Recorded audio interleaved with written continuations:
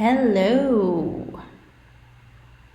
Okay, just making sure that we're live. If you are here and if you can hear me, comments. Okay, great. I'm live. Okay, now we're good. I had some technical difficulties the first time I did this, so I'm going to redo this live because it's important and I want to make sure that we're all good. Okay, great. I'm here. I'm live. I can see myself, so we are good.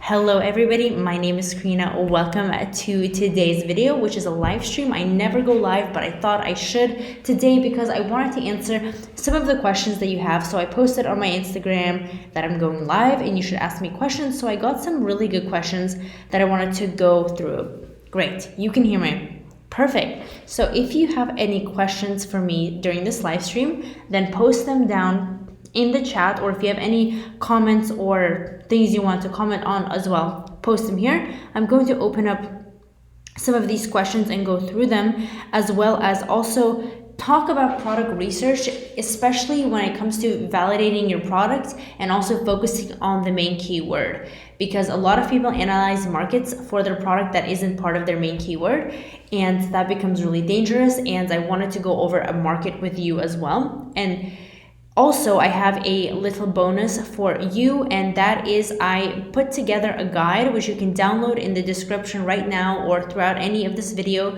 and it's basically how to validate your products, because just looking at the numbers isn't enough. So this guide is going to really help you. If you look, it's going to give you every step of what steps you should take your product in order to validate it, aside from just analyzing the first page of the Amazon seller, such as seeing if it's seasonal, seeing how long all the listings have been on there, just pretty much all the steps to make sure that you are really validating your product. Because if you know me, you know that I like to teach this business model in the lowest risk possible, and that really comes with putting emphasis on product research and validating your product. So let me just pull up some of these questions. Let me find it on my Instagram. Oops, okay. Hold on. Where are we? Okay, cool. So one of the first ones that I got, and I get this a lot too, is to do with Facebook. So a lot of people ask, are we live still? Okay, great, we are. Okay, I'm just paranoid, making sure we're still on here. So a lot of people ask with Facebook, so how to leverage Facebook for Amazon FBA. And I want to let you know there's two sides to this. If you are doing Facebook when you are first launching and you're just trying to get your product off the ground and you're saying, how can I use Facebook to get extra sales, then you probably picked a product that's not doing so well. If you're trying to get extra sales through Facebook, then you're not leveraging the traffic that Amazon has to offer, and you have to find a product that has much more demand than what you are selling now.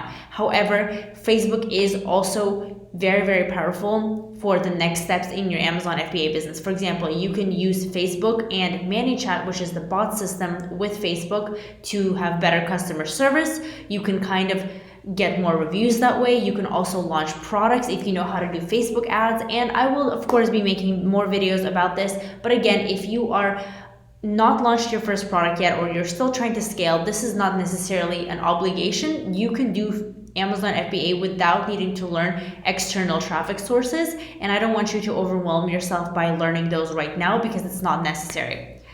Let's see what questions. With so many products, how hard is it to find a great one? And with so many sellers selling the same thing, is it worth it?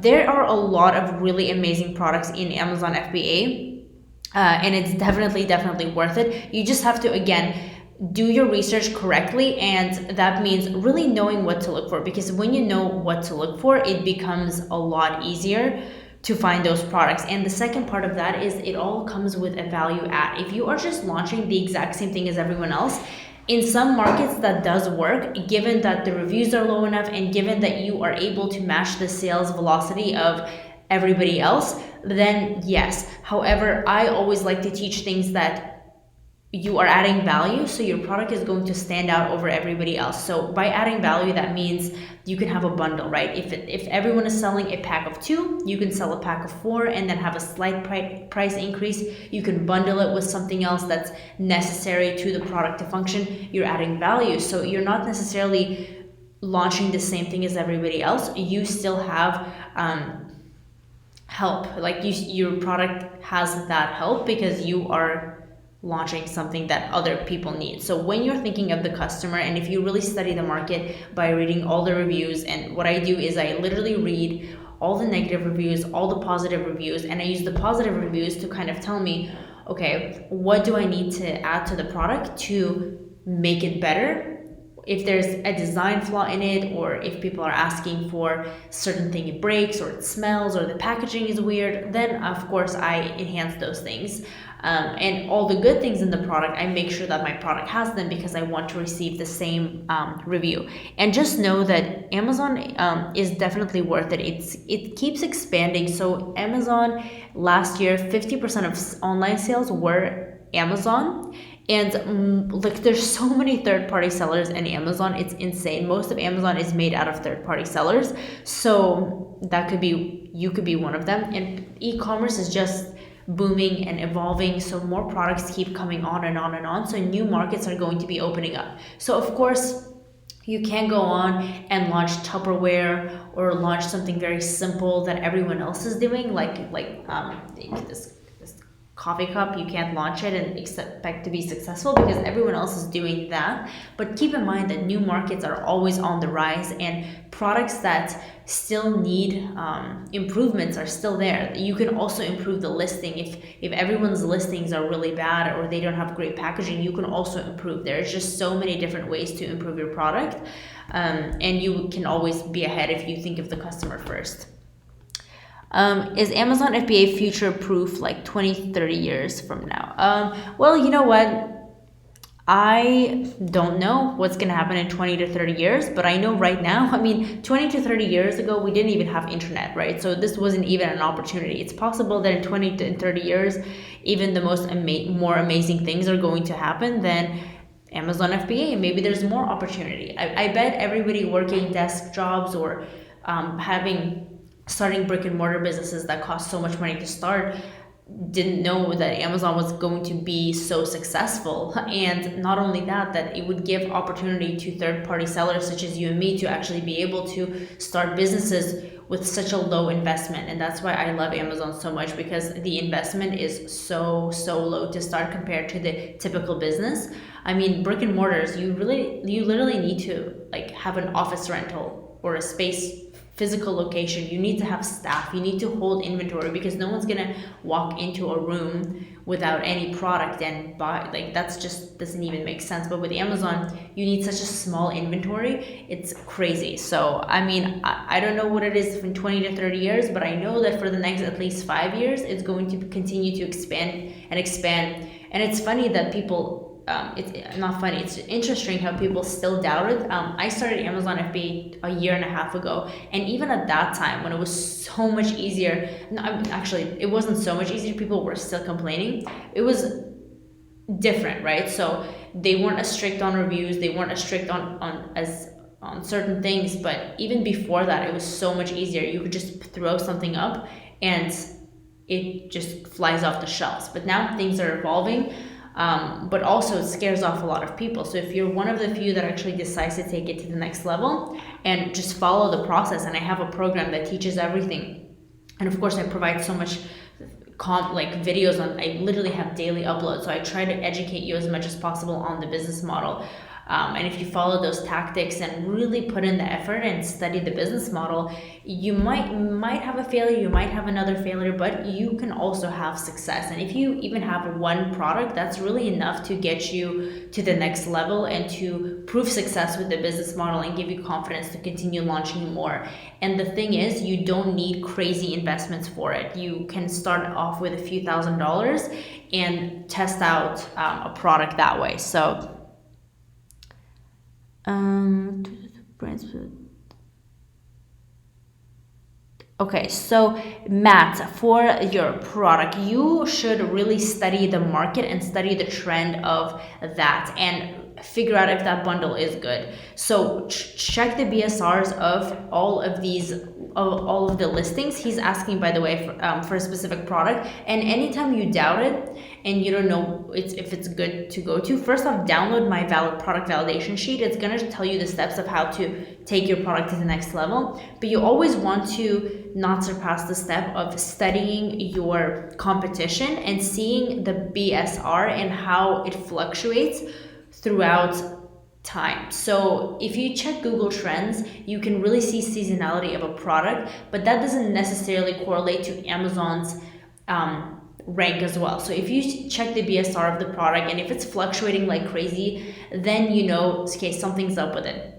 If it peaks during the higher it is, by the way, on a chart, that means it's not good. That means it's selling lower. So if you see it fluctuating or if it has spikes throughout certain seasons, for example, if it spikes during the winter time and it's really, really low during all the other times, that means that it's a great product for the times it's low. So that's how you really check seasonality within Amazon, because even if the product is seasonal, say on Google Trends, but the BSR is still really good for all of the sellers throughout the whole year, you can still get away with selling it throughout the year. Just maybe your sales will be lower during the off-peak seasons for it. I don't want a Lambo, I just want to quit my crappy job. Yes, I agree with you. Amazon can be taken different directions. You don't necessarily need to do all the fancy things, and that's the thing. It really goes of how far do you want to take it, how far do you want to scale it, because I mean, yeah, you definitely could have Amazon make you a lot of money, but you have to be realistic about it. It's all about cash flow. It's all about reinvesting into your business, and you can't get to that level if you take it seriously. This is not something that is like you launch something and it's successful and boom, that's the end of it. You really have to put in the effort. It's just like any other business. It's just slightly better because you don't need such a high investment. But if you do need to scale, you do need to keep reinvesting into products, and then eventually that's going to compound and it's going to be a lot of really great income. So, okay, let's see. How long have you been selling? I've been selling for about a year and a half now. What do I think about a product launch that costs around $22, maybe $26, that sells around 50 to 60, high demand, medium to high competition? I'm not exactly sure what you mean with product launch with that. If you can maybe elaborate on your question, what you mean by launch. If it's high demand and mid competition, that's not bad. Just pay attention to the reviews. Like when you study a first page really tells you a lot, because you want to have some part of the first page. And if you're launching, I suggest if you're doing it the like Amazon way of launching, where you use PPC to launch it, then you always want to start with a slightly lower price than you originally planned to launch it for. So if you're trying to sell your product for like $50 or $60 and that's the market price, you want to start a little bit lower to give you kind of an advantage. But also keep in mind, don't go too low, because if you start with really, really low and then you put that price into Amazon and then all of a sudden you spike your price up, Amazon's going to flag you, and that's not good because they might do something to your listing. You don't want to fluctuate your price crazy amounts, but you do want to do it enough where it gives you that slight leverage when you are launching it. But I'm not sure what you're asking, David. Maybe you can elaborate a little bit more, please, so I can answer your question. Welcome, Abel. It spikes high during Halloween, but the numbers were great in September. When you say spikes, I'm assuming you mean, so BSR is inverse, right? Depending where you look at it. So the lower the BSR, the better it's selling. So if you are looking, for example, at a Helium 10 graph, which is a free extension that shows you the BSR, the lower it is, that means it's selling well. If it's spiking, like on the chart, it's like an inverse graph. So if it's spiking, that means it's selling less. So if it's spiking during Halloween, that means it's selling less in Halloween. Or are you talking about Google Trends chart, potentially? Is PPC ad good, as some people say? Yes, PPC ads are very, very helpful.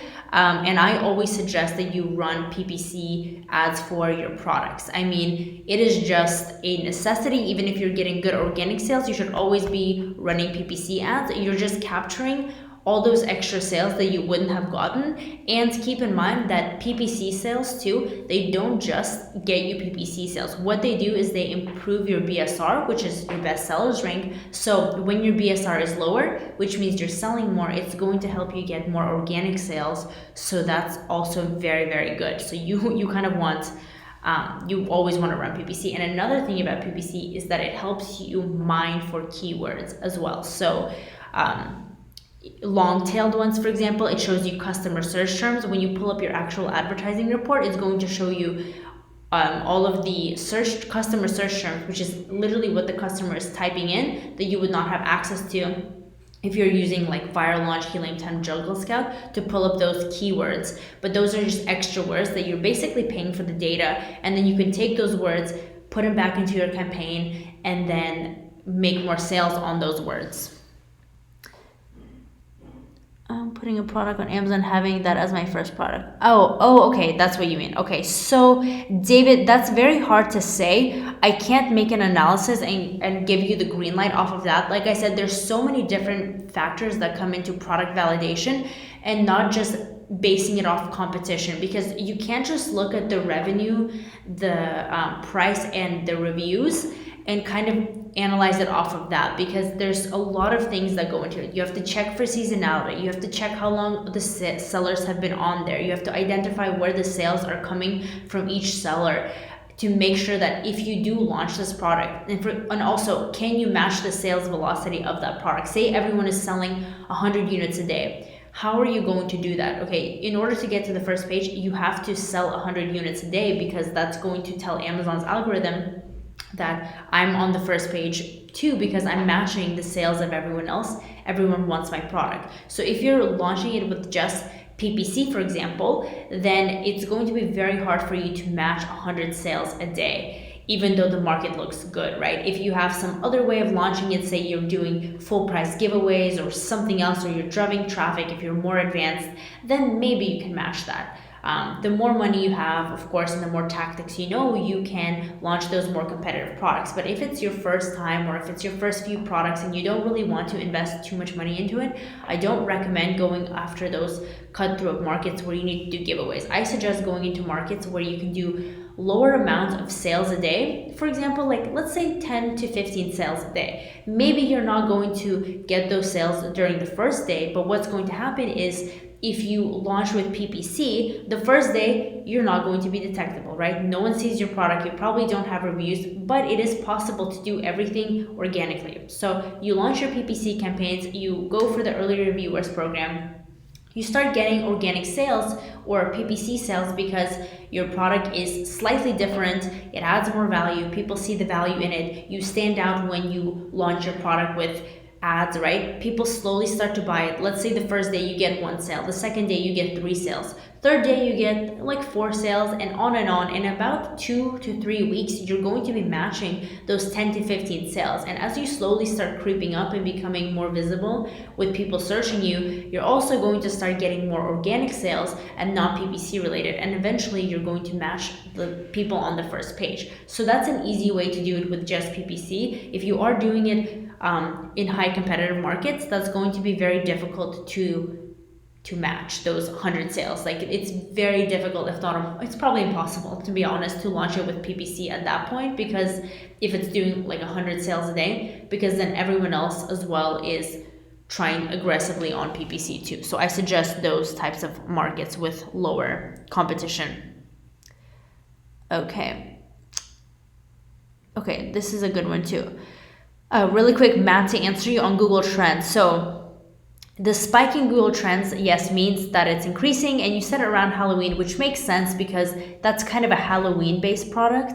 But again, like I said, Google Trends doesn't necessarily transfer to Amazon sales. Google Trends is a great way to see in general if the product is seasonal, but that also, keep in mind, that lets you know about it in the whole of USA. They're not just segregating Amazon. When you go into Amazon and you actually study each seller and the best seller rank trends throughout the whole entire year, that's how you can start to see all the spikes and the lows and the highs. So if if the BSR is relatively the same throughout the whole year, that means the product is going to sell well the whole year and it's not really seasonal when it comes to Amazon. But if it has spikes, the spikes in BSR means it's not selling well. And if it really spikes during certain seasons, that means if you launch that product, it's going to get difficult for you to get those sales.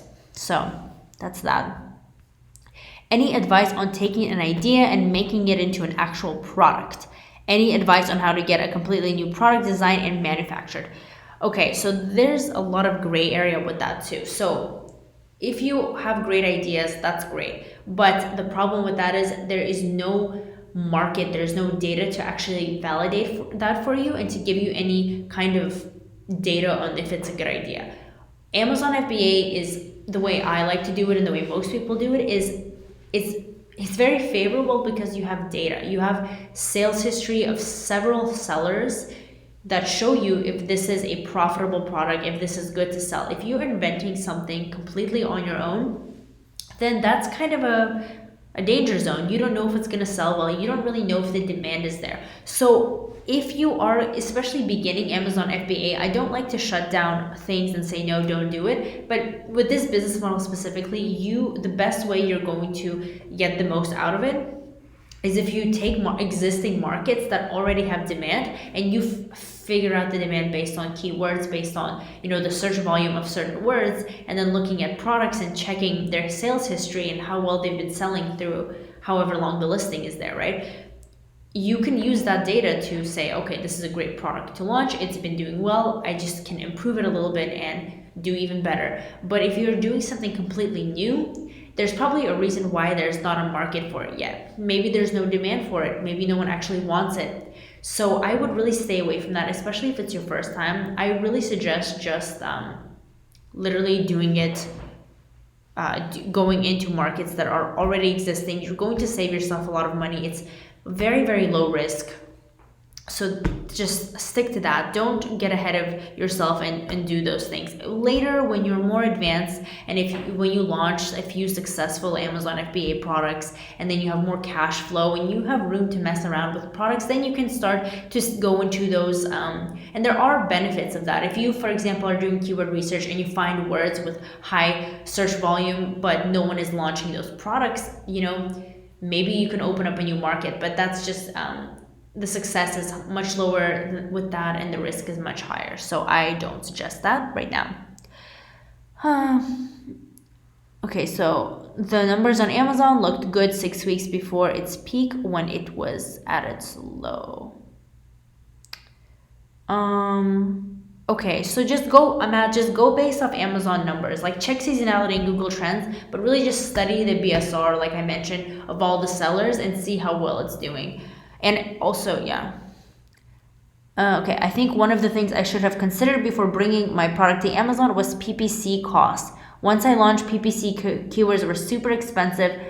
I won't make that mistake on my next product. Yes, John, that's a very important point. Some products are definitely harder to launch with PPC because they have a high PPC cost. And again, if the PPC costs are higher, then also ask yourself, why are the bids so expensive? They won't just be expensive for no reason. The reason why the words are expensive is most likely due to the fact that other sellers are trying to rank for those words. And if they are ranking for those words, that probably means that the market is, more competitive. So that's that. And also with PPC, it's really just about studying the market, and usually if the market is less competitive, then you can get away with launching for PPC. But if the PPCs are very, very expensive, sometimes it's better to launch with like full price giveaways and really giving your product out for full price, not the discounted ones. Will you have any sale promotions with your course? I do not currently have sale promotions. My program is at $997 right now, but you know what? Maybe I'll do a special promotion for this stream and I can give $200 off if you send me a DM on Instagram before this stream ends. Maybe I can do that. Or actually, how about this? In the next 24 hours, I will give $300 off. Yeah, that's a good price. I'll give $300 off in the next 24 hours. So it's 7:45 right now. PST. So if you send me an Instagram DM, if you watch this far of the stream, I will send you a promo code for $300 off that is going to be valid for 24 hours until tomorrow 7:45. So if you go to my Instagram and send it at INTOAMILLI, I can give $300 off only in the next 24 hours as the stream is going, because you guys have made it this far in the stream and it's 25 minutes in. So that means you're dedicated and you are watching. So that's what maybe in streams I can do special promotions, because I literally never stream, so that's probably so. Okay, let's see.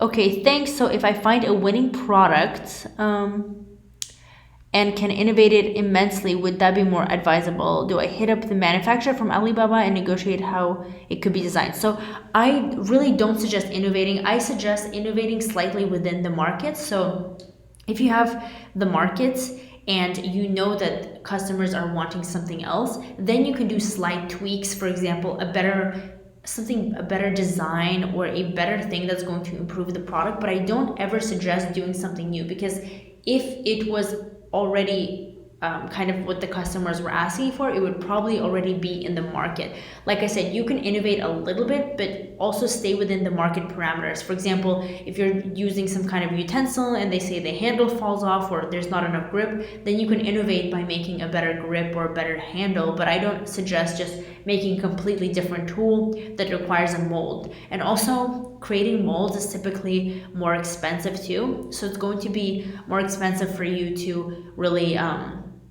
create that mold. It's going to be more costly for you, and then people might not even buy your product. So again, I really suggest just staying within the market and seeing how much value you can add to the customer. Read through the negative reviews, see what you can improve on from that direction, and then that's kind of the innovation I suggest you do. But don't start from scratch. Don't do anything new and crazy. Okay, so where do I find the BSR? I got helium-10, by the way. Thanks for your support. You are the best. Thank you, Matt. Okay, let me show you people, how to do the BSR, okay? So ignore this weird technological thing that I'm doing right now. This is just a thing I used to stream the live. I'm going to share my screen with you really quick so you can see it. Let me see. Transition. Hold on. Oh, wait a second. Give me a second right now. I'm trying to shrink myself so you can see my screen. I'm going to show you BSR. We can actually get into some product research as well. A really important point I wanted to make about the dangers of some products. You will actually find this very beneficial, so I suggest sticking around to see this. I haven't actually made any videos about this, and I actually will, because product research is very important and near and dear to my heart. Okay, so there you go. You will be able to see my screen right now. Okay, great. So, can you see my screen? Let me know if you can see it. I'm gonna wait to see a comment. You should be able to see it. Okay, great. Perfect. So this is how you find BSR. So helium-10 has an extension. This is what I like to use to see the trend of it. So I'm just going to open a random product and scroll over here. So it's going to pop up right here, right? This. So you can go to all time, and then this purple, pink, whatever you call it, this is the BSR line. So see, it says sales rank and it gives you numbers. So here, the lower it is, the better it is right now. And then this is probably launch phase. They launched this and it's really high, and then here it's low, which means they're doing well. They keep getting better. Here they start to do really, really well. So that's what you want to see. You want to see trends. So if it spikes, this isn't too bad, but if it is sporadic all over the place, that means it's inconsistent. And if it spikes during certain seasons, that also means, of course, it's seasonal, and the higher this is, again, the less the product is selling. Okay. Let me see. My product is en route to the Amazon warehouse. Once Amazon has received inventory, how long can I launch my listing? Usually it depends. Right now during Q4, it's a little bit slower. So you might need to wait a little bit longer than usual. But a lot of the times they do check it in within a week during like off-peak times, but it might take longer during Q4. That's kind of the issue with that. So okay, let me show you something about product research. This is a market that I don't know, people have been crazy about this. I've been getting so many messages, so many one-on-one calls with people trying to do this specific product. And students in my course too have been asking, like, can't I do this product? And I find it very interesting. It's the compositable plates, but there's a huge problem with this industry. So if we pull up the viral launch or whatever software you use, I could see the appeal of people because the market does look good. There's a lot of monthly revenue that people are making, so it looks really enticing. Like, hey, I want to launch this product and possibly do like 50K a month or 30K a month, and the product idea score looks high and the price looks profitable. For me, the reviews are still a little bit high. Pretty much like everyone that has lower reviews are selling less. So everyone with higher reviews are selling more than that. But the problem is, if we look up, let me go to helium-10. So I want to show you the search volume. Let's go to magnet and search for the compositable plates.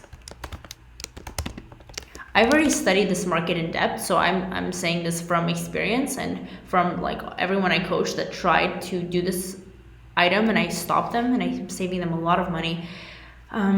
So say, like, for example, the reviews are low here. Let's just pretend that the reviews are like in the double digits and you can penetrate this market and do well. So you look at this and you say, great, I'll launch something that's eco-friendly. I can do this, I can get into this market because it looks like the demand is there. So I don't even know how to spell this. Hold on.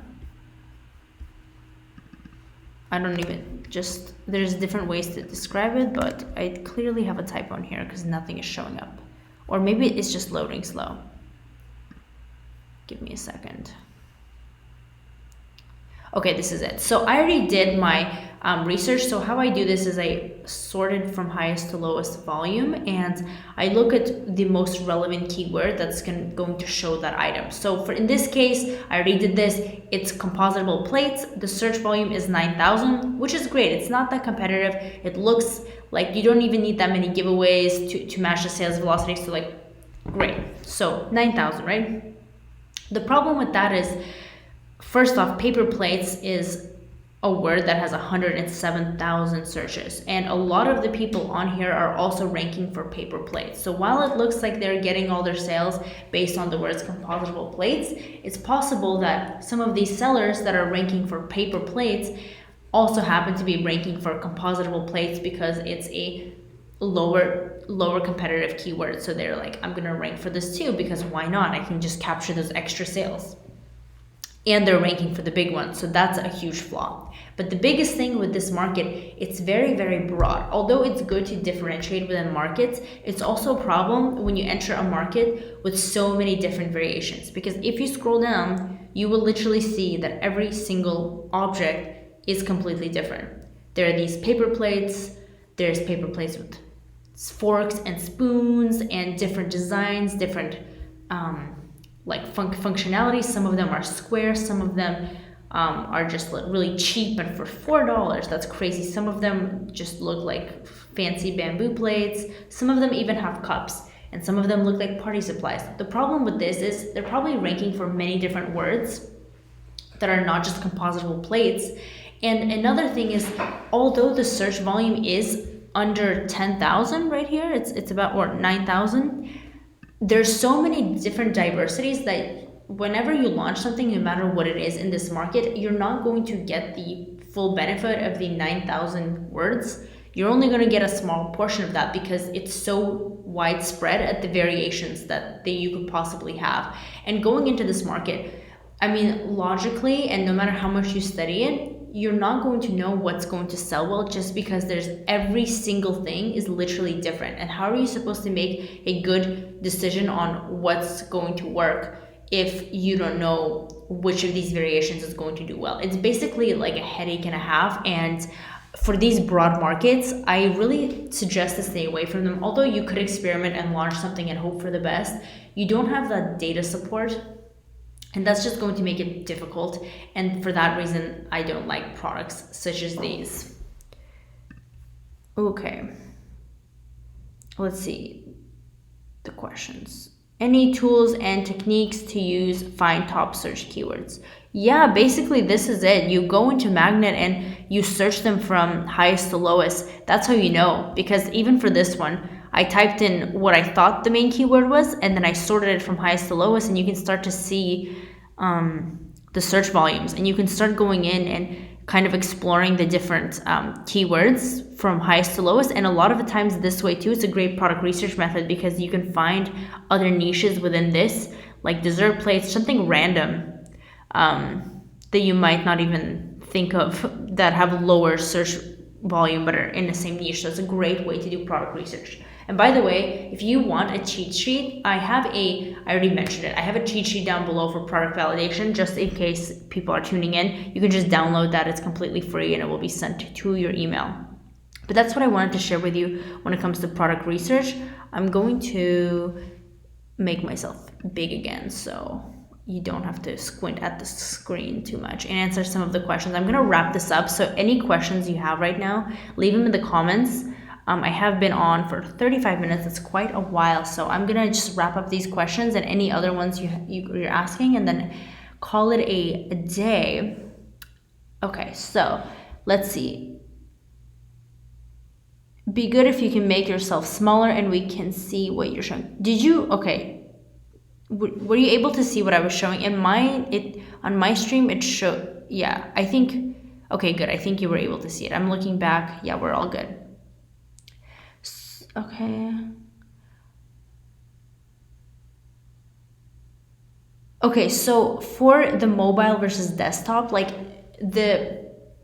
in Magnet 2 and basically all the softwares, it's dynamically updating. So it's basically in real time. So it could be different at any given second. That's why there's always data discrepancies. But just look at the overall market and don't be too concerned with your ranking and showing, because mobile and desktop sometimes is different, and the ranking keeps updating. So as long as you're getting those sales and as long as you see yourself going higher on the page, then that's okay. Okay. So if they would say recyclable plates instead of composable plates, you would get more traffic. Well, actually recyclable plates is probably a keyword. I didn't look at all of the main ones, but I know composable plates is the number one word, like keyword when it comes to that specific industry. So which is like the eco-friendly. There's other words that eco-friendly, recyclable, that have lower search volumes, that also have traffic, but it's lower, right? But you're trying to rank for the main one, which in this case is composable plates. However, I was making a factor to note that people that are also ranking for composable plates are also ranking for plastic plates, and the plastic plates is 107,107,000, so 107,000 searches as opposed to just 9,000. So it's kind of inflating the other terms. So you see the 107,000 and you think that the sales are for composable plates are coming from the word composable plates, but they're really coming from paper plates. And plus there's just so many different sellers that are doing different things that it's hard to tell what's actually successful.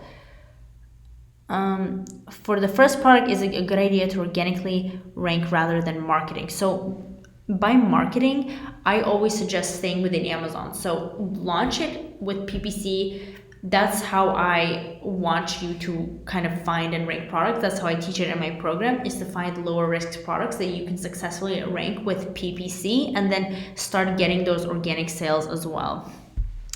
Thank you for your time. You are welcome. Okay. Is it all good? Okay, I zoomed in my screen now, so it should be all good. But anyways, does anyone have any more questions? Otherwise, I am going to peace out and go. It's 8 p.m. here on the Pacific Coast right now. We've been streaming for a good amount of time, so if you don't have any questions, yeah, I'm gonna get going. I had a lot of Instagram questions too that were asked that I answered in the beginning of this video, but yeah, I'm just gonna end this here. So thank you for being here and asking. I hope you learned something. If you want to replay, then go ahead. And yeah, I post daily uploads, so tomorrow will be another video, and the day after tomorrow, and the day after tomorrow, and so on and so forth. So I hope you have an amazing evening wherever you are, and I will see you tomorrow.